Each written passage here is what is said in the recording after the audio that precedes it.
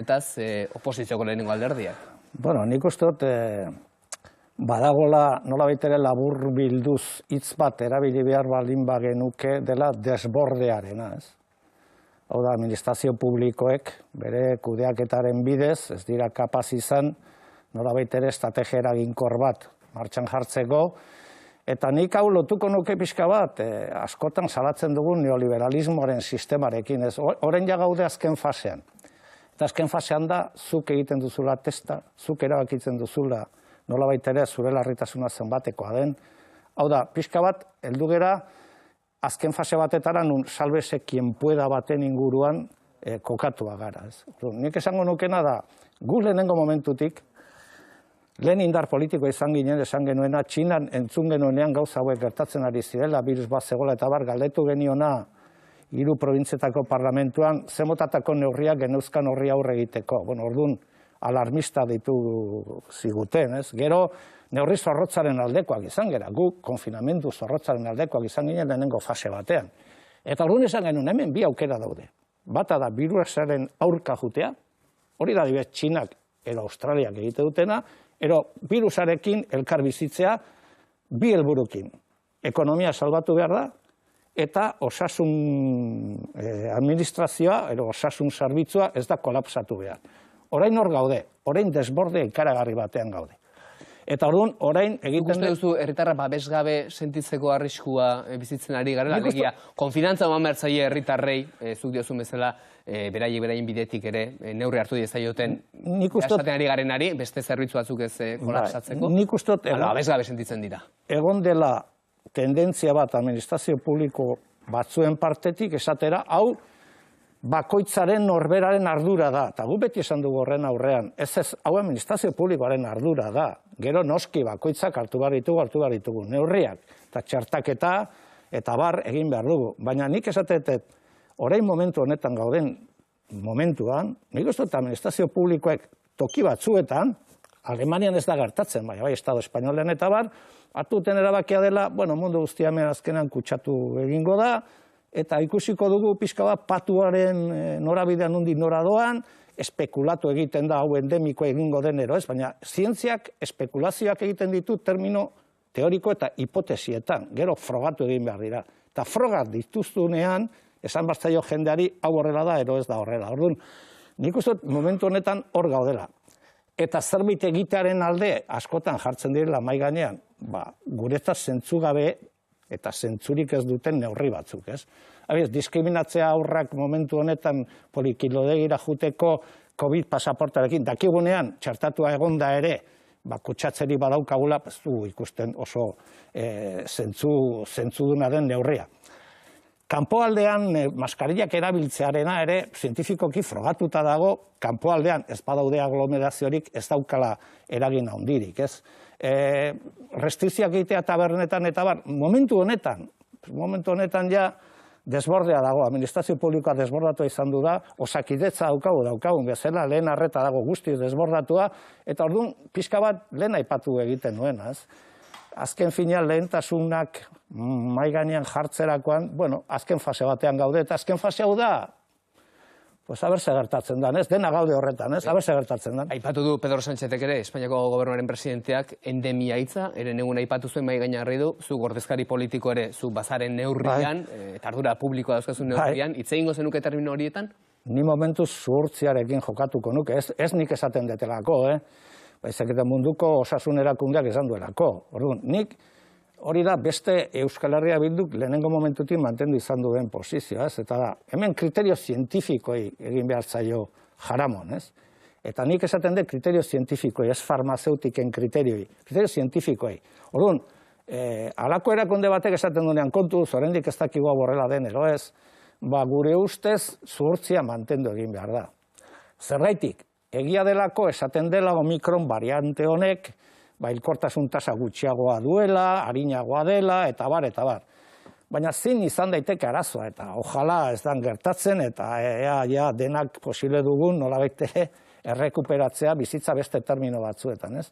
Baina da, adibidez, Europan, Israelen ere bai, eta beste tokitan ere bai, badago estrategia hau elkarbizitza egiteko, virusarekin, eta hemen gaude hirugarren txertoa, laugarren txertoa, eta guk esaten duguna da, eta ez da logikoagoa umeak txertatu baino lehenago, laugarren txertoa jarri baino lehenago Europan, Afrikarrei, beste herrialde batzuetako jendeari aukera matea txertatzeko. Zetik, variabla nun ateratzen ari dira, Sudafrikan bat, Kamerunen beste bat, orduan, zein da arazoa? Arazoa da, nire ustez, neoliberalismoartik aratago, desafekzio ikaragarria sortzen ari dela.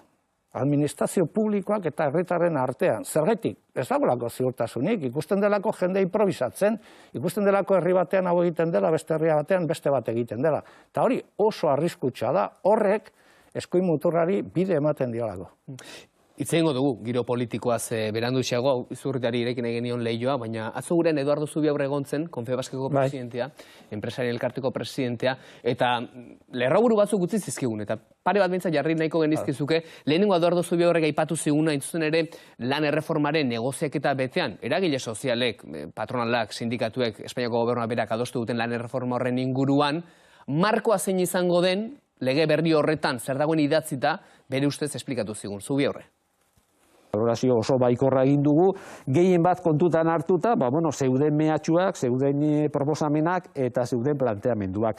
Horri kontutan hartuta, lortu dana gutxienez, izaten duguna, enpresa askatasuna, antolaketarako malgutasuna, eta pixkat oinarri eta baldintza nagusiak mantendu egin dialako eta ez dialako arriskuan jarri.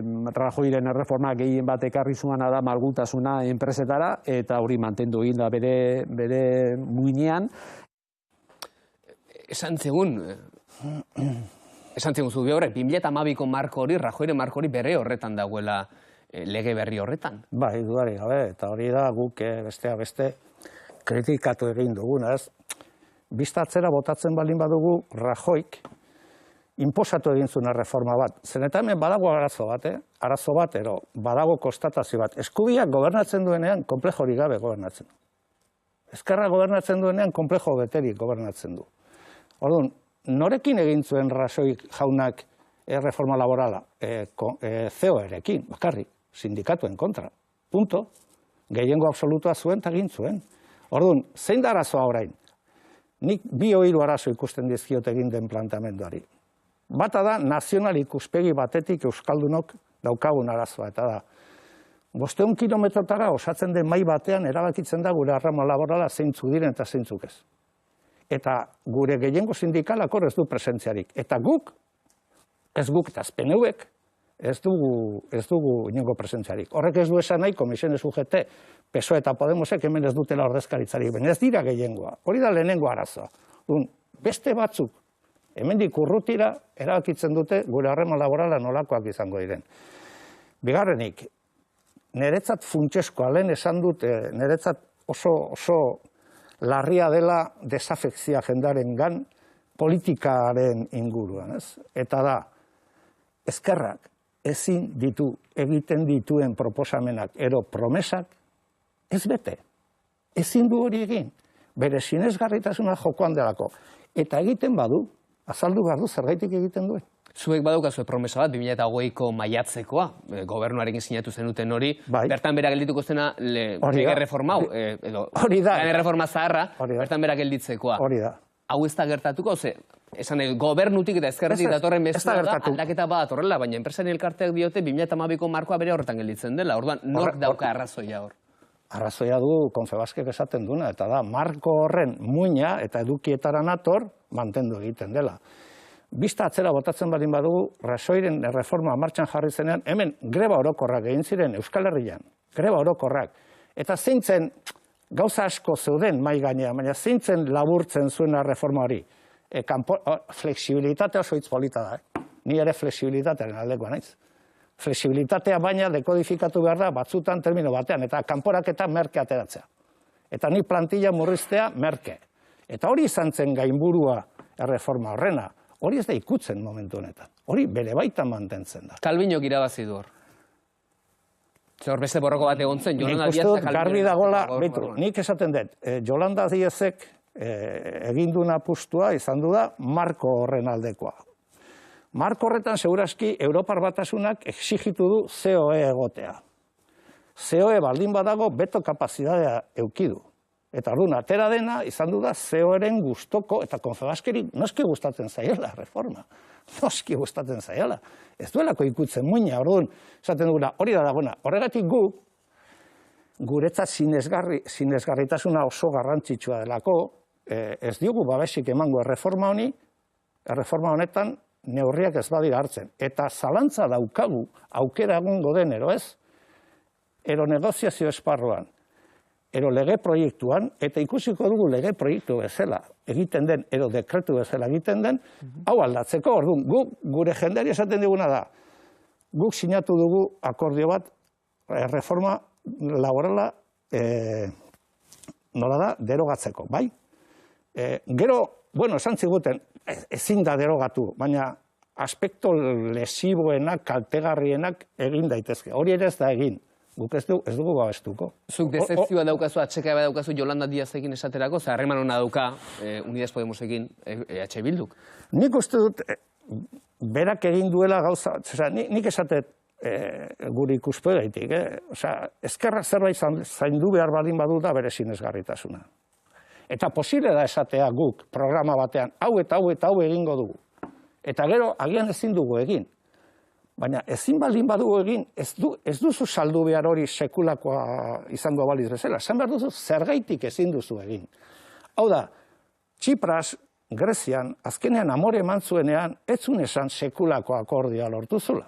Esan zuen izan zen, bai batetara jun naiz. Troikak esan dit, ero hau, ero korralitoa, eta ez nakan finanziatzeko bide alternatiborik, eta hori onartu behar izan dut. Bueno, gero hori iruditzen zaizu, ongi ero txar. Ezin duzuna da, esan sekulako reforma laborala egin duzula. Ez delako egia. Hori ja ez dugu guk esaten, hori Ciudadanosek esaten du, FAESek esaten du, Confebaskek esaten du, eta COEk esaten du. Esan diaz oraindik ere ez dakizula, lege dekretu bidez hola geldituko ote den, ala, eztabaidara eramango ote den lege hau, ez?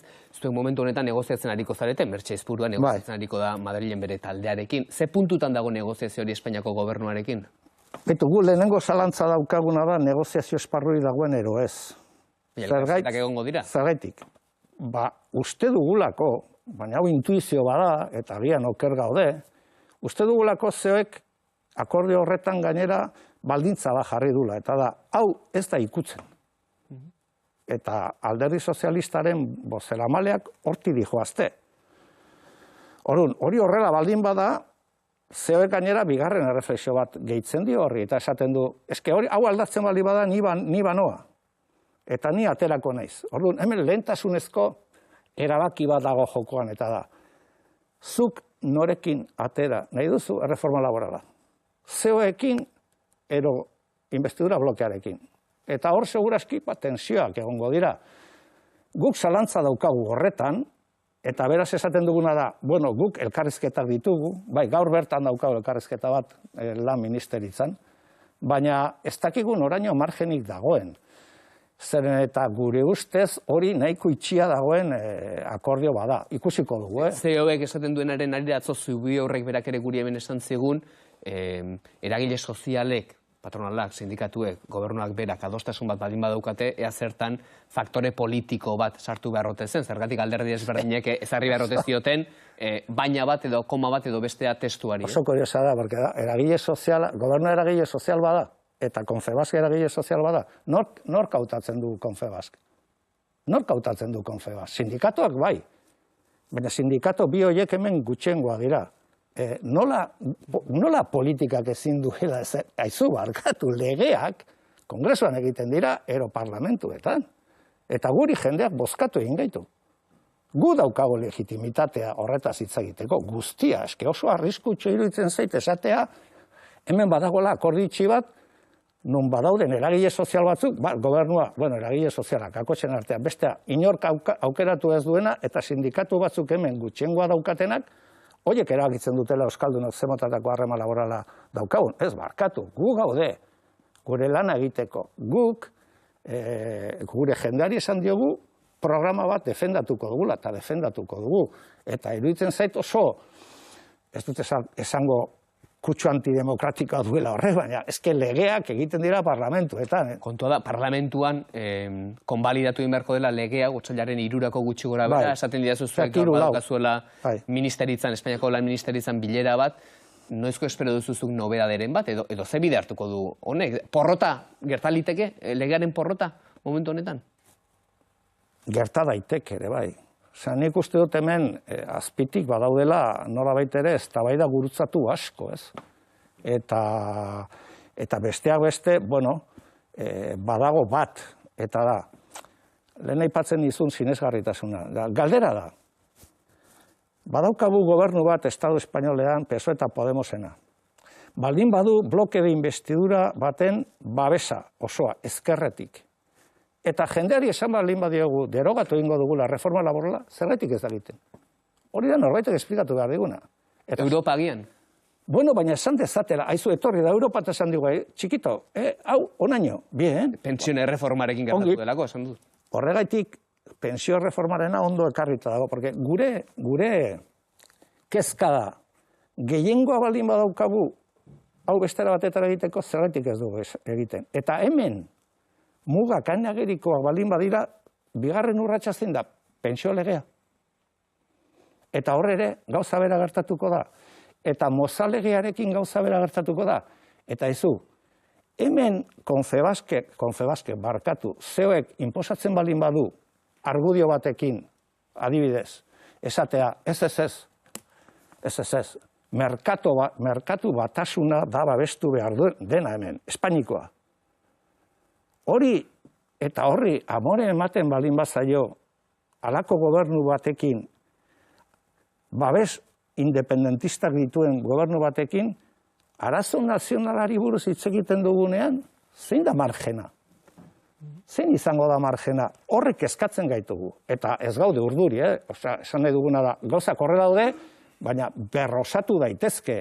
Eta hemen erabaki bat hartu behar da. Eta da, ze norabidean ibili nahi duzu zure ibilbide politiko eta gubernamental. Esaten didazunaren arira, ez? Lehen esan didazu, 500 kilometrora hartzen direla erabakiak, eta 500 kilometro arago hemengo gehiengo sindikalak ez duela hemen daukan indarrik, ahorsik, eta influenziarako, eta zilegitasunik, ez da? Horren arira, tokiko lan hitzarmenak lehen etxikote diren estatu mailako lan hitzarmenen aurretik, hori ere, eztabaidarako gaia da, alderdi abertzaleen artean, Bildu, EAJ, sindikatu abertzaleen artean ere hor dago, ez? Zalantza bat dago, testu horrek bere egiten ote duen, lehen etxiko direla tokiko lan hitzarmenak edo estatu mailakoak. Baina atzo Zubiaurre jaunari hau galdetuta, oso argi esan zigun berak, 2017ko akordio baten arira, eragile desberdinekin Euskal Autonomia Erkidegoan hartu zen akordio baten arira, baietz, bertakoak lehen etxiko zirela, estatu mailakoen aurretik entzun.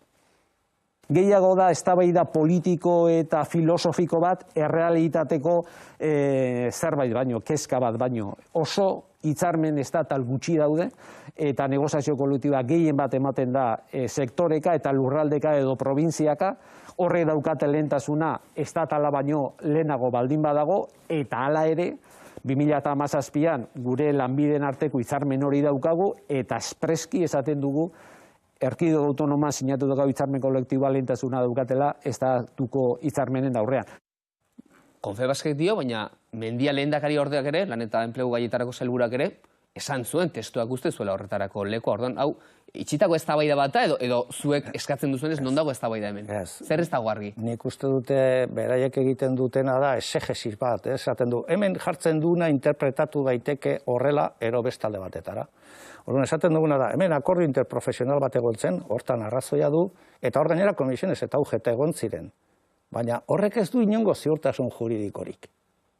Hori egintzen, baina ez du inongo ziurtasun juridikorik. Eta are gehiago esango nuke, ez da batere garatu.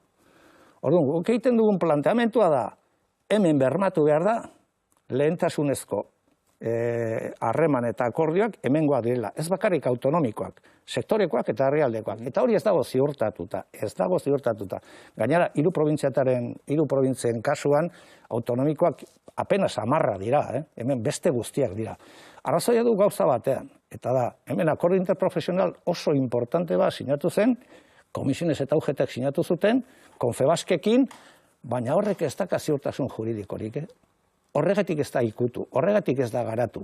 Besteak beste, mundu guztiak erropa tentatzen duelako horri nolabait ere garapen bat emateari. Orduan, guk egiten dugun planteamentua da oso argi, formula argi batekin gelditu behar da, babes juridiko guztia daukagula esateko, hemengo akordio konbenio autonomiko sektorial eta herrialdekoak prevalentzia dutela estatalaren aurrean. Eta hori ez badago, ez. Noski. Argitagarri, hori da marra gorria. Marra gorrietako bat, baina hori oso nabarmena. Guk atzo egin genuen publiko, 5 puntu egin genituen publiko, ez? Zen eta gertatzen zaigu baita ere askotan, bueno, militante politikok erabiltzen dugula hizkuntza bat jendeari oso arraro egiten zaion, ez niri ere oso arraro egiten zait, desestatalizazioa, eta jendeak horrek esan nahi du hemengo harreman laboralak hemen eragitzen ditugula. Eta hemengo indar harremanen arabera izango dira konbenioak. Eta horrek esan nahi du, seguraski, hemengo langilegoak, baldintza hobeak edukiko ditula, Espainiar Estaduko konbenioak erregulatzen dituna, baino, hori esan nahi du desestabilizazioa. Bueno, beste indar harreman badaukagulako hemen, eta beste ekosistema sindikal eta politikoa. Eta horrekin batera, bigarren marra bat jartzen dugu, eta da, kanporaketena. Osea, hori ez da ikutu. Orduan esaten dugu, ez kauza objektiboetan, ez nola esatea, kontrol administratiboetan, eta barretan hori guztia ez da ikutu. Orduan, gure proposamena da, badaude bi gauza ikutu beharrekoak. Bata da, berma ematea hemengo harremanei, hemengo hitzarmenei, eta bigarrena da, kanporaketen despidoen atala ikutu egin behar da. Baina lehenengoan, enpresarioak beraiek, eta Mendia lehendakari hor ere, sozialista, ate hori irekitzen ari dira. Bigarrengo marra gorri hori horrekiko itxaropen zuzerazu? Nik uste dut... Hala, Bilduren ezezkoa hortxe dago, nik uste dut momentu honetan gauzak egin diren bezala CEOek ez duela unartuko inundik inora ere despidoen gaian gauzak ikutzea. Baina orduan guk argi eta garbi daukaguna da, bueno, hori horrela gelditzen baldin bada, bueno, neurtu beharko dugula zein dan gure posizioa, eta gure posizioa izango da ez babestea inundik inora ere zalako reforma laboral bat. Eta gero gainera hau, egin nahi dugu hemengo gehiengo sindikalarekin eta barrarekin, hau da guk, pixka bat herri ikuspegia eraman nahi dugu eztabaida horretara, eta herri ikuspegi horretatik gu gehiengo sindikala, gehiengo herritarra, pensionistak eta bar, horrena errespeto guztiarekin esaten dute, bere ahotsa dutelako, bere ahotsa izan nahi dugu herri gisara, ez? Beste, 95 batean ez ezkoan zaudete. Orain, 100% gaudea ez ezkoa. Gero ere, hau negoziaketari begira oso zaila begitantzen den. Baina, erabakia... Pedro Sánchezek esan zuelako, ez botoa ematen duenak esplikatu beharko du zergatik nahiago duen 2012ko Rajoyren lan erreforma. Berak eta Podemosek esplikatu behar dutena da, zu zergaitik esate jozu jendari, bozkatu neri, porque reforma laborala derogatuko dut. Zergaitik inkumplitzen duzu. Guk ez dugu hori egingo, sekulan, eta egiten dugunean. Azalduko digu jendari zergaitik. Oda, porque gerta dakikuke, egunen batean Euskal Herria Bildu heltzen da gobernu batetara, eta bakigu gobernu eta boterea gauza ezberdina direla. Eta gertadakiguke esatea, guk hau egingo dugu. Eta gero, zirkustanziengatik, esategu, ezin dugu egin.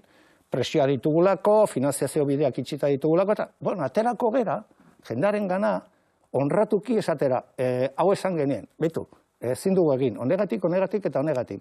Ezin dena egin da, zure harreman indarren mugak onartu, baina gero azaldu sekulakoa egin duzula bezala. Hori niretzat ezkerraren arazo oso larria da, eta hori ezin da egin. Eduardo Zubiaurreren atala uizteagatik atzo galdera batera utzi zizun zuri, ekonomiaren inguruan eta Euskal Autonomia Erkidegoak bizi duen egoera jarri zuen mahai gainean, estatu mailako beste leku batzuekin konparatuta. Hauxe galdera Zubiaurrek. Zein izango litzateke Arnaldo eta Arnaldok ordezkatzen duen talde politikoaren arabera euskal ekonomiari beste bultzada bat emateko, beste askunde eta handiago bat emateko beharrezkoak izango lirateken neurriak. Bia puntuan zegoelako, Zubiaurre jaunak esatera, Euskal Autonomia Erkidegoa beste leku batzuekin konparatuta atzera xemar gelditzen ari ote zen, edo ezotezi joan besten martxan. Ez dakit norekin egiten duen konparaketa zen, eta askotan, herri honen zati honetan bederen askotan konparaketa egiten da, nolabait ere hegoaldera begira eta ez iparraldera begira, ez? Baina, bueno, nik eskertzen diote galdera, eta gainera urte berri hon opa diote ere, aspaldi ez dudalako ikusi, ez? Baina, oso zaila da laburtzea halako galdera potolo eta orokor baten aurrean zeintzuk izango ziren guk planteatu beharreko neurriak, ez? Baina badira bizpahiru nolabait ere guretzat funtsezkoak direnak. Bata da, guk ekonomia industrialaren aldeko apustu egiten dugu. Herri honetan, eta herri hau ez da bakarrik 3 probintziak. Herri honetan, gutxienez zonalde batzuetan industriak badu sekulako pisua, eta gu horren aldekoak gara, ekonomia industrialaren aldekoak. Orduan, lehenengo neurria, ez defendatzen duguna, baizik eta egikaritu egin duguna, adibidez, 3 probintzietako aurrekontuak negoziatzerakoan. Ikerketa eta garapena. Bueno, gu lortu dugu, horretan, aurten eguneko 12 igotzea, eta lortu dugun konpromisoa da, 2028-rako, bai, barne produktu gordinaren 3 horretara dedikatzea. Europan bataz bestekoa. Beraz, guretzat lehenengoa da ikerketa, garapena, digitalizazioa, inbertsioa. Bigarren esango nuke, Euskal Herrian badaukagu oso potentea den ekonomia soziala, kooperatibismoa. Munduan zu bidaiatzen duzunean, mundu guztia galdetzen dizu kooperatiben inguruan. Gure ustez, Euskal Herria industrial arloan ere bai, kooperatibismoaren aldeko apustu bat egina, ez bakarrik kooperatibismoaren aldekoa, porque kooperatibismoak badu zentzu bat eta badu neurri konkretu bat. Baina guretzat, Euskal Herria ezaguna izan beharko zen baita ere, esportatzen duelako beste enpresa eredu bat, eta gu beste enpresa eredu baten aldeko hausnarketa bat egiten ari gara. Hirugarrena, sektore publikoa. Guretzat indartu beharrekoa. Sektore publikoak lanpostua sortzen ditu. Sektore publikoak ekonomiatik tiratu egiten du. Eta hemen sektore publikoaren argaltze baten aldeko apustu egin da, eta guk kontrakoa gara. Eta esango nuke, beste asko daude, laugarren bat, nire ustez funtsezkoa, finanziazioa. Gure ustez, Kutxabankek, 3 probintzietan, bere finanziazio politikak malgutu beharko zuen, eta beste baldintza batzutan jarri, hemen enpresa gehienak txikia direlako eta finanziazio nolabaiteko arazoa dituztelako. Eta horrekin batera, gu banka publiko baten aldekoa gara. Gu uste dugu horrek nolabaitere lagunduko lukena ekonomia sustatzen. Eta 5. kezka bat. Arazo bat eukitzen ari gara, hemen enpresa asko familiarrak izan dira, eta tradizio handikoa, bueno, zu Azkoitia arrazean, Iego Ibarkoa, eta badakigu nola egin diren. Arazo bat dago momentu honetan, zen eta belaunaldi berri batzuk ez dute tradizio familiarra segitzen. Eta galtzen ari gara enpresa horiek. Eta nor ari dira erosten enpresa horiek? Putre funtsak eta lako funtsak erosten ari dira. Eta horrek ekartzen duena da, zure jakinduria herritik eta Euskal Herritik alde egiten dutela eta beste toki batzetara joaten dira. Hortan ere neurriak hartu dira. Funts burujabe bat egin behar da hori ez gertatzeko. 7 minutu dira eta beste 2 minutu baino ez dauzkat. Otegi jauna, baina galdetu nahi nizuke sarek deitutako manifestazioen arira, 1981 izan zirelako eta gaiz beste eginda, hor Eusko Alderdi Jeltzalearen parte hartzea izan zen. Eta Irune Berasaluze legebiltzarkideak esan zuen, hemendik aurrera Eusko Alderdi Jeltzaleak alderdi bezala mintzat, gero militantziak egingo duena, baina ez zuela dei egingo berriz ere presoen eskubideen aldeko manifestazio horietara joateko. Esparru politikoago batean edo egin beharko litzatekela lana. Ez hainbeste kalean, agian, hori izan nahiko zuen, ez? Ze iritzi daukazuzuk Eusko Alderdi Jeltzalearen jarrera honen inguruan, iritzi aldaketa honen inguruan? Nik errespetatu egiten du, beraien iritzia da, ez? Badakigu Eusko Alderdi Jeltzalea herri mobilizazioaren aldekoa ez dela izan sekulan, ez? Beraiek badute bere burua gobernu alderdi bezala, eta guretzat konservadorea den alderdi bezala, nolabait ere herri mobilizazioaren esparrua ez dela berea. Orduan nik errespetoz ikusten dut. Guretzat aldiz oso komplementarioa eta osagarria da gauza bat eta beste. Oda, ez da bakarrik arazoa termino politikoetan nonbaiten plantatu behar dela, baizik eta herriaren mobilizazioa ere beharrezkoa dela, ez? Baina nik ez du kritikatuko hori, bere jakingo dute. Niretzat importantena da konponbide bat ematea gai honi eta hori urgentea da. Hau galdetu nahi nizun nolabait ere, bihar Itsasatutxa ere gurean izango delako, Eusko Alderdi Jeltzalearen Bizkaiburu Batzarraren presidenta, eta arentzau galdera bat eskatu nahi dizu dalako. Bueno, lehenik eta behin urte berri hon esan nahi diot, aspaldi ez dudalako ikusi ere Itsasatutxa. Galdera bat, nik Eusko Alderdi Jeltzaleari galdera bat egitekotan gauza askori buruz galdetuko nioke, baina bada bat niretzat importantea. Eta da, bai beraiek eta gu ulertzen dugula Euskal Herria 7 lurraldez osaturiko herria dela eta nazio bat garela, ez? Baina kasu honetan 3 probintzietara egokituko naiz. 3 probintzia hauetan, gure parlamentu horretan, 3 probintzietako parlamentu horretan, eguneko 75 Euskal Herria nazio bat dela eta erabakitzeko eskubidea duela defendatzen du. 3 probintzia hauetan, udaletan 100% hori defendatzen dugu gehiengo oso handi batez. Herri honetan 3 aldundia gauza bera defendatzen dugu. Herri honetan gehiengo sindikala independentista da. Eta beraz, guk, haitzen dugunean esaten, ez dago urik urrats bat egiteko, galdetzen dioguna da, ze falta da? Ze falta da? Zen eta guk ikusten duguna da, ura besterik ez dugu ikusten urrats hori egiteko. Ba, hori galdetuko diogu, bihar itxaso atutxari, 10 buelta horretan, erantzun da izango duzu galdera. Otegi jauna eskerrik asko Euskal Telebistara etortzatik. Zuei, plazer bat. 10:10 minutu etortze